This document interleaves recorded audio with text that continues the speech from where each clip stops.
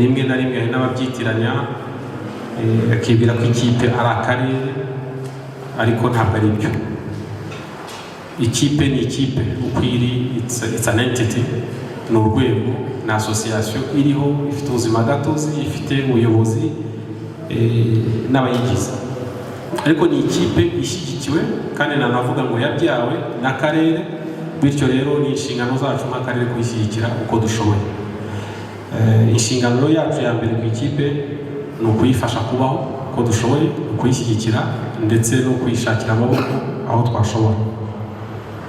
Icya kabiri ni ukugerageza kureba uko yashimisha abaturage. Ikipe ibereyeho abaturage, kubashimisha mbere na mbere, cyangwa se bibaye byiza ukaba ari ugutsindira kuri iki kibuga buri gihe. Ariko umupira ntabwo wahora utsinda, cyane cyane iyo udafite amikoro ahangana cyane nawe uri kumwe.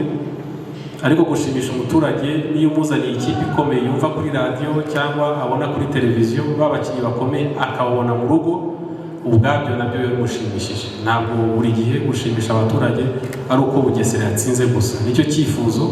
Ariko kuba yakinnye ubwabyo, ayo makipe akaza hano, umuturage wa Bugesera akayabona atagiye kure, nabyo ni ugushimisha umuturage.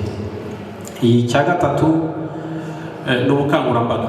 Twebwe ikipe yakinnye ni amahirwe yo kuba tubonye abantu benshi baje icyarimwe, kubaha ubutumwa rero bwaba ubw'umutekano, bwaba ubw'ubuvuzi, bwaba ubw'uburezi n'ibindi biba bitworoheye.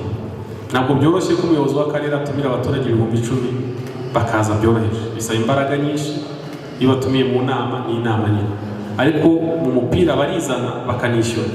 Aho rero kuri twebwe ni amahirwe yo kubabonera hamwe no kubaha bwa butumwa mu bukangurambaga tuba dushinzwe.